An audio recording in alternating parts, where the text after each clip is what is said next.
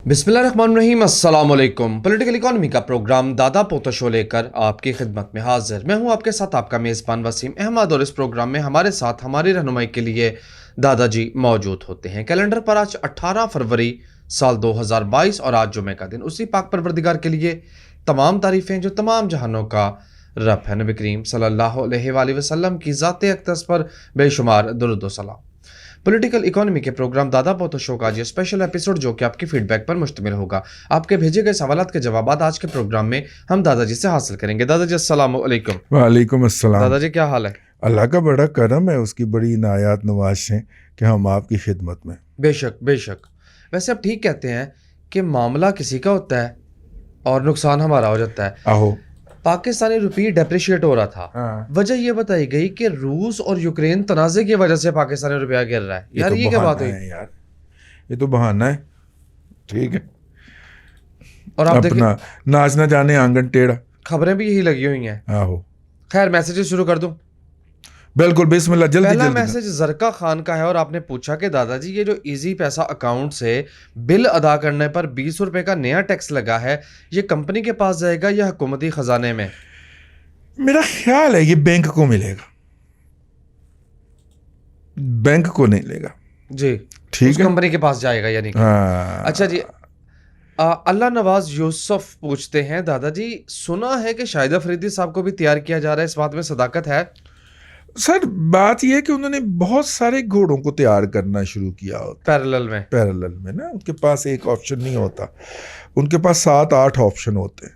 ठीक है, और जो भी ऑप्शन जो है वो चल जाए तो वो उसे कहते हैं कि जनाब यार ही काम है। अच्छा जी। बहुत सारा ऑप्शन जब चल जाता है ना तो कहते हैं यार ही काम है। ठीक है जी। जी, नेक्स्ट क्वेश्चन। अच्छा, खालिद परवेज कहते हैं ज़राअत का मुस्तकबिल आप पाकिस्तान में क्या देखते हैं और थोड़ा सा प्रोग्राम में इस पे भी गुफ्तगू किया करें। हाँ। मुस्तकबिल क्या देखते हैं जी आप ज़राअत का? ज़राअत का मुस्तकबिल, मैंने इसके ऊपर रो दिया था जी कि किसान का बेटा किसान नहीं बनना चाहता। वो कहता मैं ज़मीन बेचूंगा और जाके शहर में कोई और काम करूंगा। ठीक है, तो इससे ज़राअत का मुस्तकबिल तो हमें बलीक ही नज़र आता है ना जी। जी, और दादाजी ने बताया था कि इंडिया में सूरत हाल ज़रा इससे मुख्तलिफ है। ऑल टुगेदर रिवर्स है जी। जी। अच्छा जी, नईम भट्ट का मैसेज है, पेरेंटिंग के हवाले से परेशान है कि बच्चों की तरबियत कैसे करें। नाम नेहाद इंग्लिश मीडियम स्कूल में बच्चे पढ़ तो रहे हैं लेकिन उन खतूत पे उनकी तरबियत नहीं हो पा रही। जी बिल्कुल नहीं होती जी, जो कि वालिदैन चाहते हैं। जी, वालिदैन टाइम दें जी उनको। पहले तो वालिदैन जो है ना वो खुद अपनी पेरेंटिंग करें ना जी। ठीक है, उसके बाद फिर बच्चों को टाइम दें। इसका और कोई अल्टरनेटिव है ही नहीं जी। हम उसके 100 जवाब निकाल लें। जो पेरेंटिंग माँ ने बेटी की और बाप ने बेटे की करनी होती है ना, इसका कोई अल्टरनेटिव नहीं है, दुनिया के अंदर नहीं है। 1400 साल पहले होता था कि हम बच्चे को गांव में भिजवा दिया करते थे और वो मेरा मतलब है वहाँ पे जाके पलता बढ़ता था, जिस तरह मेरे आका सल्लल्लाहु अलैहि वसल्लम हुए थे हैं। लेकिन अब वो दौर नहीं रहा जी, अब वो रवायात ख़त्म हो गई हैं जी। तो लिहाजा पेरेंट को खुद करनी पड़ेगी। हम वर्किंग क्लास के लोग जो हैं, हमारे पास टाइम कम होता है और ये एक ऐसा पहलू है जिसके ऊपर फिर हम जाके लेट 50s में या अर्ली 60s में सर पीटते हैं, क्योंकि हमने 30s में जब वो बच्चे छोटे छोटे होते हैं उनको हमारी ज़रूरत होती है कि हम उन्हें बैठ के बुरे और भले की तमीज़ सिखाएं, और वो नहीं करते तो फिर हमें 50s में और 60s में जाके भुगतना पड़ता है। हाँ, ये कहानी घर घर की तल्ख है। ठीक है, ये तलखी है। माँ बाप जो हैं वो टीन्स के अंदर अगर बच्चों को दस्तयाब नहीं है तो फिर अगले 40-50 साल जुतियां खाने के लिए तैयार हो जाएं। माँ 100 जस्टिफिकेशनें देती फिर कि घर में 3 नौकरानियां आनी थी, मैंने तीनों की निगरानी के अंदर काम पे लगाना था, मैं क्या करती। नहीं, this is not forgivable since. आजकल तो माँ बाप के पास वैसे भी मोबाइल आ गया तो माँ उसी पे लगी रहती है, अपने पुराने किस्तों की ड्रामों की किस्तें पूरियां करती रहती है। अब तो सीजन्स भी देखती हैं। हाँ, वो मेरा फलाना सीजन रह गया सी, मैं वो देख रही है, मैंने ना कोई डिस्टर्ब करा है। यही माएँ जो है ना, इनको जूते पढ़ने खल्ले पढ़ने, इनको बेटियों से पढ़ने। और आप उनके प्रोफाइल चेक करें, लिखा होता है नेटफ्लिक्स लवर। ऐसी माओं को तो बहुत ही जुतियां पड़नी है, इनको बेटियों ने भी जुतियां मारनी है और बहुओं ने भी मारनी है, और फिर बुढ़ापे में इनसे दौड़या भी नहीं जाना उन जुतियों से बचने के लिए। ठीक, ये तो सर इन्वेस्टमेंट है। आप अपने बच्चे के टीन एज के अंदर इन्वेस्टमेंट करेंगे, उसे वक्त देंगे, उसकी हर कामयाबी के ऊपर तालियां बजाएंगे, सेलिब्रेट करेंगे, उसका माथा चूमेंगे, तो फिर आप जाके 20-30 साल के बाद इस काबिल होंगे कि उस इन्वेस्टमेंट का रिटर्न हार्वेस्ट कर सकें। और अगर आप नहीं करेंगे तो फिर वो भी आपके साथ वही करेगा जो इस वक्त दुनिया में चलन है। हम मगरब की मिसालें हमारे बचपन में दी जाती थी कि वहाँ पे बच्चे माँ बाप को छोड़ के चले जाते हैं और माँ बाप जो है वो बुढ़ापा आखिर में अकेले गुजारते हैं। वैसे आपस की बात है यार, मेरी तो ख्वाहिश है कि मैं अकेला ही बुढ़ापा गुजारूं। अकेले गुजारते हैं हाँ, बूढ़े, ये हमारे माशरे में वो क्या लफ्ज है, मिसमराइज करना। हाँ, ऐसे 2 नंबर तहरीरें लेके बच्चे आए। पोते खेड़ते फिरते ने, और ये 2 होता नंबर फिर सारा रहा है, काम। बाबा ਜਿਹੜਾ ना वो बलगम कट के अपनी बीमारी अपनी नेक्स्ट जनरेशन में मुंतकिल कर रहा है। क्यों भाई? ठीक है ना, वीकेंड के ऊपर माँ बाप के साथ आएँ, खाना शाना खाएं, गपशप करें, गुफ्तगू करें, तलकात अच्छे रहते हैं। बाकी अकेले जिंदगी गुजारनी पड़ती है। जिंदगी अकेली गुजारनी चाहिए, इसके लिए अपने आप को तैयार कर लें। जी, नेक्स्ट मैसेज हाँ? पढ़ूं? हाँ, महमूद अहमद, आपके मैसेज का बहुत शुक्रिया। बराए मेहरबानी ऐसे मैसेजेस ना किया करें। पाकिस्तान और भारत के दिफाई बजट, तालीम और सेहत के बजट का तकाबली जायजा पेश कर रहे हैं। ये तो ओपन सीक्रेट है, गूगल करें, दोनों सामने निकल आएंगे, सामने रख के देख लें। हमें जरूर अपने FIA पहुंचाना है, तो खुदा का खौफ नहीं आता। जी, मोहम्मद जुबैर, दादाजी सनर्जी के बारे में गाइड करें। सुना है ये यूरो 7 प्लान लगाने जा रहा है। किसकी बात है सनर्जी की भला? सनर्जी अपना की ना है होता, पिछले दिनों शेयर में बड़ा सट्टा हुआ है, इसकी कीमतें बहुत ऊपर नीचे हुई हैं। नया नाम है बाइकों का। वो खुदा का खौफ करें यार, रिफाइनरी में क्यों जाना है? रिफाइनरियां पहले रो रही हैं, बाइकों का नया नाम सनर्जी हो गया ना। वो ਤੁਹਾਡਾ बेड़ा था जे तीजा ना आ जेदा। अच्छा जी, हाँ, बाइकों से पहले इसका कोई और नाम। अच्छा, मुझे नहीं इसका पता, सनर्जी का पता है बस। ये नवाज शरीफ के दूसरे दौर के अंदर एक वारदातिया था, कैप्टन उसका नाम था यार, उसने वो PIBTL भी उसी का ही है। अच्छा, तो आप ये BTL में इतना दिलचस्पी क्यों रखते हैं? मतलब कि इसलिए ये कैप्टन यार, उसके कैप्टन हलीम सिद्दीकी, ये कैप्टन हलीम सिद्दीकी की वारदात है। मौसूफ जो थे वो कहीं से यूरोप से स्क्रैप में ही ये रिफाइनरी उठा के ले आए थे और इन्होंने लगा दी थी। अब देखिए, पुरानी गाड़ी आप लाएं, कभी उसका कार्बोरेटर चेंज करें, कभी उसके गोडे चेंज करें, कभी उसका इंटीरियर चेंज करें, रहती तो वो पुरानी ही है ना। क्या ख्याल है? और पैसे भी ज़्यादा लगाती है। अगर ये करने से गाड़ियाँ उसी तरह रहती आरामदेह अल्टीमेटली, तो लोग नई गाड़ी क्यों खरीदें? तो ये जो मर्जी कहें, इनका एतबार नहीं करना। रज की झूठी कंपनी है यार, इन्होंने बहुत लोगों को लूटा हुआ है। 36 रुपये पे इसका शेयर खरीदने वाले, मेरा मतलब है कि 4 रुपये पे रो के, 6 रुपये पे रो के निकले थे। नहीं भाई, रिफाइनरी के वैसे ही हम खिलाफ हैं, और ये तो है ही typical 2 number. Captain Haleem Siddiqui sahab वैसे निकल चुके हुए हैं इसमें से, वो अपना शेयर किसी और पार्टी को बेच गए। जिस तरह लफार्ज सीमेंट था ना, वो कभी प्रॉफिट में नहीं आ सकता। वो लफार्ज नाम था, फिर उसका कुछ हो गया, फिर अब पता नहीं एक और भी नाम बदल लिया उन्हें। वो और ज़काम ने भी उसको कुछ दिन खरीदे रखा। वो फैक्ट्री लगी ही ऐसे है, वो कभी प्रॉफिट में आ ही नहीं सकती। उसके ऑपरेशन में ही ऐसे प्रॉब्लम्स हैं, फ्लॉज हैं भाई। जिस तरह अपना की नायदा यार एंग्रो फूड था जी, एंग्रो फूड के फ्लैगशिप प्रोग्राम के अंदर असद उमर साहब ने इतनी की तबाही फेरी थी कि एंग्रो फूड कभी प्रॉफिट में आ ही नहीं सकता था।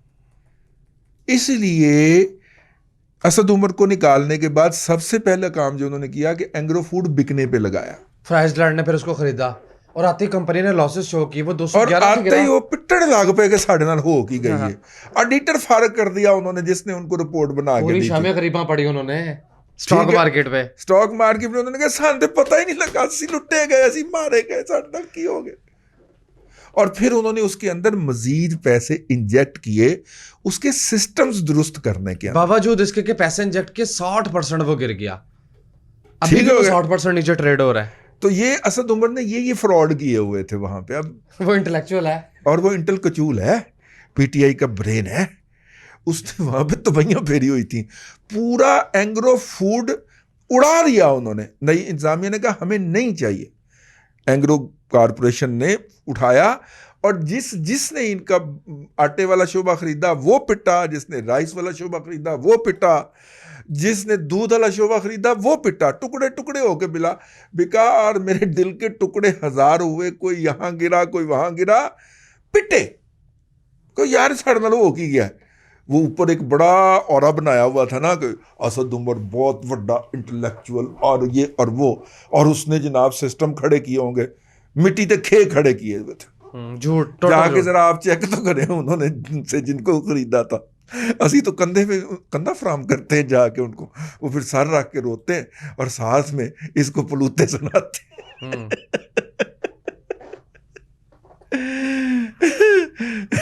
मजा आ रही है ना, हल्का हल्का मजा आ रहे। और जिस दिन से ऐसे फ्रॉडिये यार इस मुल्क को टकरे हुए हैं। तो इसलिए भाईजान ना ना आगे चलो। इसको बिके को कितना अरसा हो गया और इसका पे आउट का सेक्शन अभी तक खाली है, 1 रुपया नहीं कंपनी ने दिया। कंपनी ने इन्वेस्ट जो किया है इसके अंदर, तो पहले वो लोन वापस करेगी तो फिर शेयर होल्डर की बारी आएगी ना। ठीक है ना जी। वो तो खाद में से प्रॉफिट ही बड़ा अन्ना आता है। तो वो इस तरह के लॉसेस ये करके आया हुआ है उसको पूरा करके फिर भी कुछ 4 पैसे शेयर होल्डर को तभी मिल 50 से जाते हैं। 86 पे शेयर ट्रेड हो रहा है, हाँ वरना ये आता 40 रुपए पे। और दादाजी आप देखे कि खाद में कितनी अंधेर नगरी है। चले हम तो उसके बेनिफिशरी हैं। एंग्रो फर्टिलाइजर ने 15 रुपए कमाए पूरे साल के। कितने? 15 रुपए। 16.5 रुपए डिविडेंड दिया। कैसा है? ये होता है, इसे कहते हैं स्टॉक मार्केट में छक्का लगना। हाँ, yes yes yes, you are also a beneficiary. कैसे जी जी जी, लंबी दिहाड़ी है। मैं कहता हूँ चले पाकिस्तान से बाहर घो फिर क्या दसो यार। घो फिर क्या मैं कर्जे लावा जिहड़े इन्ने चढ़े पे ने। ओ दादाजी छोड़े, अच्छा अच्छा चलते हैं। चलो मेरे एक जगह पे जरूरत थी, मैं कैलकुलेशन करके एक जगह पे जरूरत थी हैं और इतने के पैसों की जरूरत थी, मेरे रब ने भिजवा दिए। वाह वाह लेकिन वाह, इससे ज्यादा मजा देखिए वाह वाह दादाजी। यार मेरा रब जो है ना वो मेरे रोजमर्रा मामूलात का ना ध्यान रखता है। ज्यादा नहीं देता कि औकातों बाहर ना हो जाए, लेकिन एक जगह पे पैसों की जरूरत थी तो मैं थोड़ा सा परेशान हुआ कि यार ये कहाँ से आएंगे।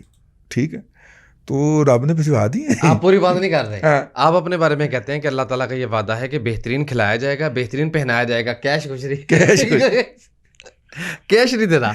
और ये भी जरूरत थी और खदशा था कि इसके लिए उधार पकड़ना पड़ेगा। वाह वाह वाह, कमाल हो गया। अभी तो हमने वो नहीं एंजॉय किया, केड़ा हाफ पावर का कल डिविडेंड आया है अकाउंटों में। हाय हाय हाय हाय दादाजी, 6.5 रुपए, कितना बेहतरीन है। चले आगे चले। एहसन भट्ट कहते हैं चाइना के अखबार की हेडलाइन पर आपने तबसरा नहीं फरमाया। केड़ी? जो इंग्लिश में हेडलाइन लगी उसका तर्जमा। पाकिस्तानी वज़ीर-ए-आज़म इमरान खान मुस्कुराता आ रहा है, कशकोल साथ ला रहा है। यार ये चाइना का अखबार नहीं था। पहली तो बात यह है कि बात चीज़ें गलत लाम हो जाती हैं।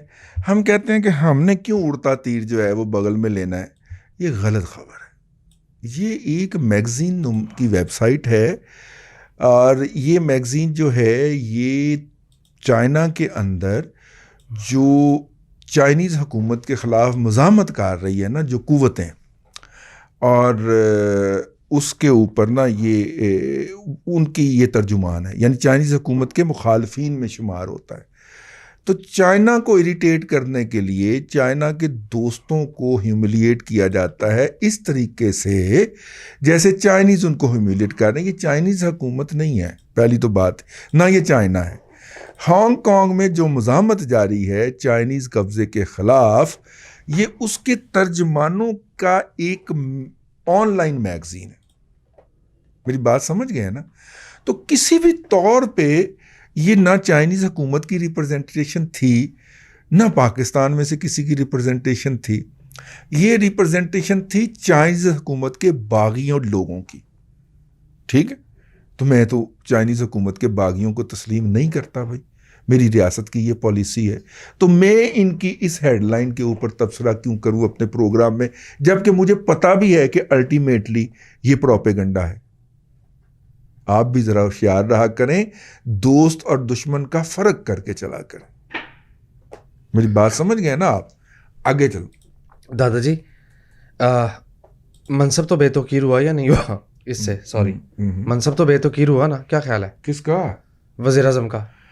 यार देखिए, वो बात हम खुद भी करते रहते हैं, अपने प्राइम मिनिस्टर का मौजू तो लगाते हैं ना। हमारा तो जमहूरी हक है ना, क्योंकि वो हमारा प्राइम मिनिस्टर है। उसकी इज्जत और बेइज्जती करना दोनों का अख्तियार हमें हासिल है। जी। तो हम करते रहते हैं, और जब हम इससे ज्यादा अच्छी बेइज्जती फरमा सकते हैं तो कोई क्यों करे? हमें किसी फीने की जरूरत क्यों पड़े कि हम उसका हवाला लेके आए वो बेइज्जतीकार है। ठीक है, मतलब वैसे भी किसी जगह पे हम पे चादरें कोई नहीं चढ़ रही, ठीक है ना?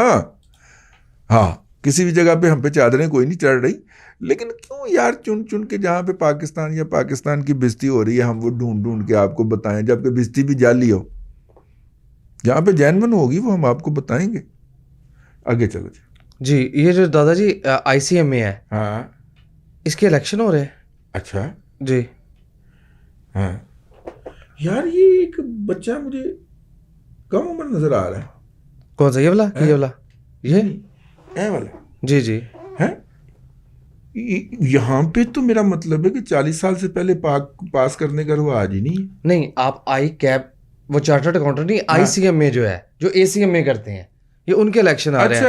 अच्छा, मैनेजमेंट अकाउंटेंट के। जी। हाँ, ये जरा नौजवानों को पास करते हैं जी। और ये जो है ना, ये दादा पोतो शो के बहुत बड़े प्रमोटर हैं। अच्छा, प्रमोटर है। हाँ जी, वो चाह रहे हम उनको प्रमोट करे। और दादा पोतो शो को चूंकि अकाउंटेंट और अकाउंटेंसी के लोग बहुत सुनते हैं, तो जी हाँ, मजदूर साहब को वोट दे दे, हमारे दोस्त है, आपकी बड़ी मेहरबानी। अच्छा, ये हामिद ज़हूर साहब है? जी। अच्छा।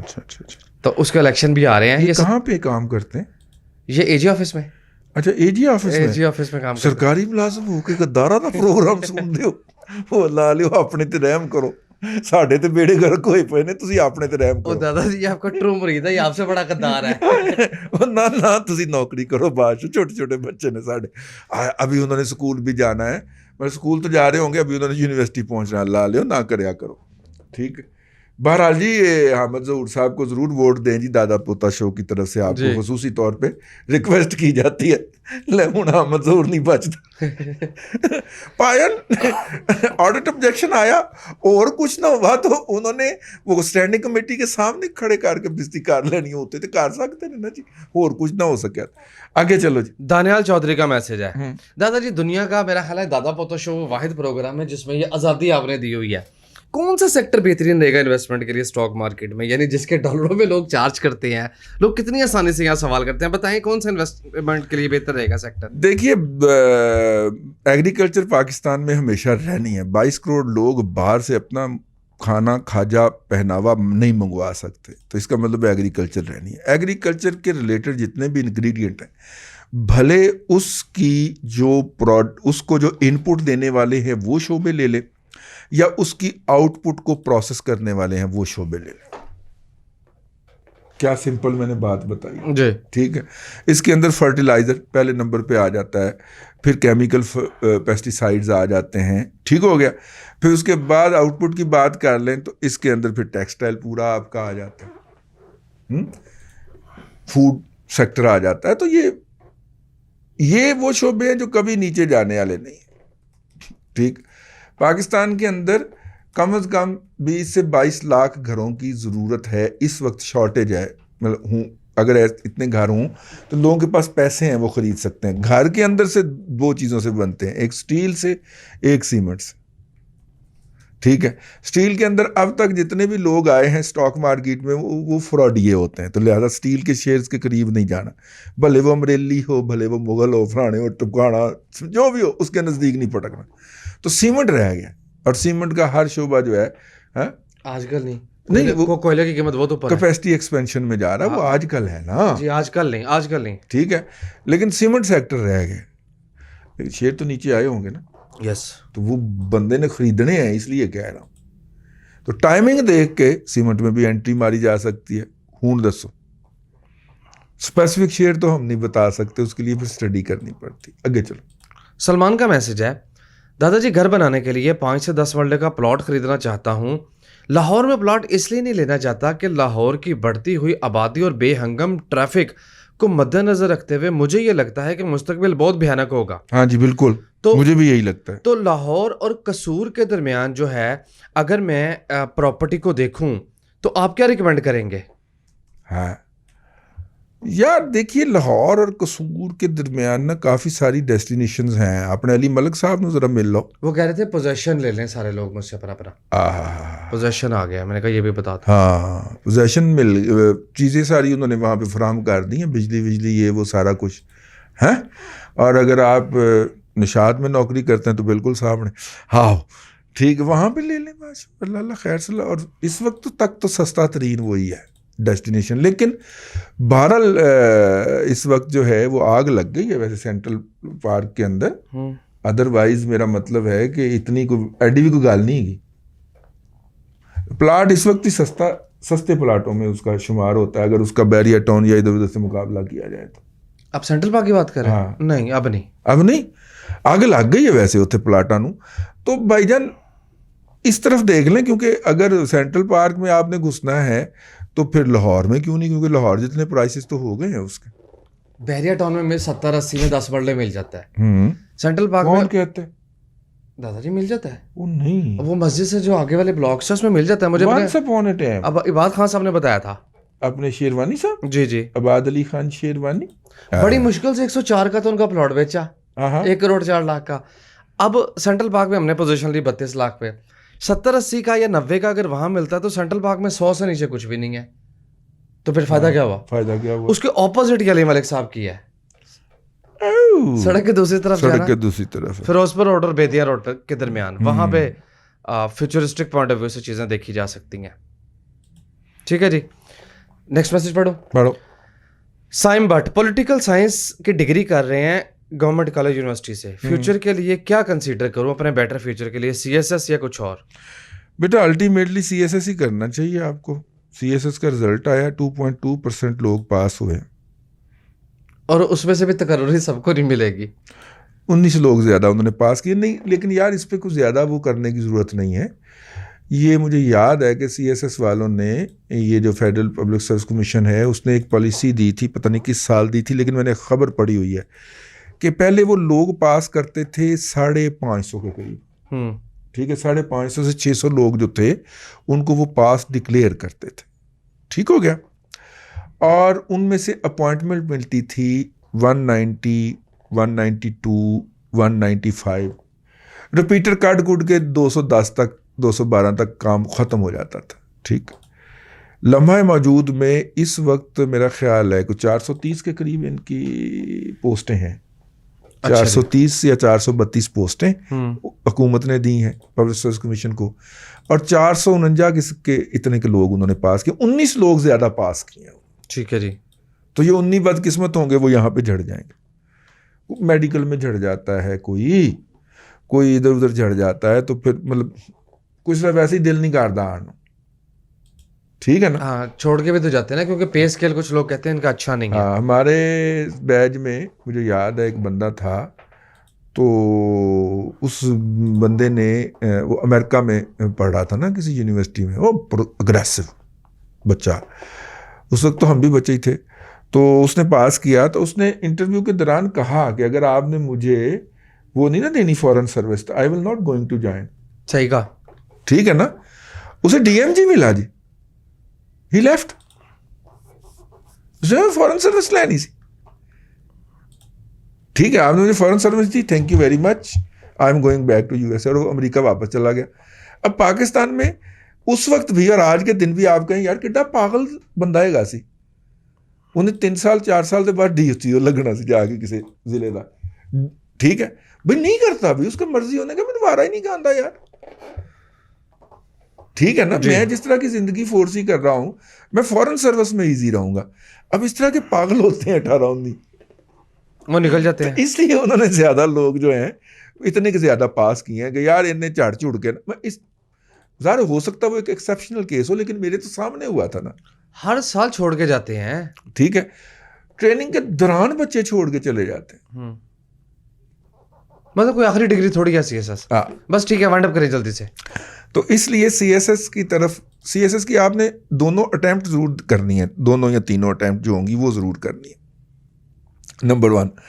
नंबर 2, GCU में आप पढ़ रहे हैं, आप यकीनन जिनके स्टूडेंट हैं, हाँ वो बस छोड़ें, तो उसमें पहली फुर्सत में आप ये काम करें कि आप बैरूनी स्कॉलरशिप ढूंढना शुरू करें। ठीक है, बैरूनी स्कॉलरशिप ढूंढना शुरू करें और मास्टर वगैरह के लिए आप इमीडिएटली निकल जाएं, BS करें। BS के बाद आपकी दरमियान में एक अटैम्प्ट हो और फिर 1 साल का वक्फा होता है मास्टर के लिए, जिसमें आप स्कॉलरशिप हंटिंग कर रहे होते हैं। इन द मीन वाइल आप CSS दें, इंटरव्यू दें, कुछ बना नहीं बना, मास्टर के लिए निकल जाए। ठीक है, और अगर वहाँ पे कोई एडजस्टमेंट हो जाए मास्टर के दौरान, ठीक है, नहीं तो वापस आए, CSS का दूसरा अटैम्प्ट करें मास्टर के बाद, और बाहर की तालीम के बाद आपका विजन बहुत वसी हो गया होगा। और आजकल CSS में फॉरेन डिग्री को अहमियत दी जाती है। अंदर दी गल दस रहे ਤੁਹਾਨੂੰ, अल्लाह आपको आसानियाँ अता करे और आसानियाँ खल्क़ खुदा में तकसीम करने की तौफीक अता आमीन। दादाजी बेहद शुक्रिया। नाज़रीन कराम, आज के पॉलिटिकल इकोनॉमी के प्रोग्राम दादा पोता शो से अपने मेज़बान वसीम अहमद को दादाजी के साथ इजाज़त दीजिए। आपसे मुलाकात होगी कल तक के लिए अल्लाह हाफ़िज़।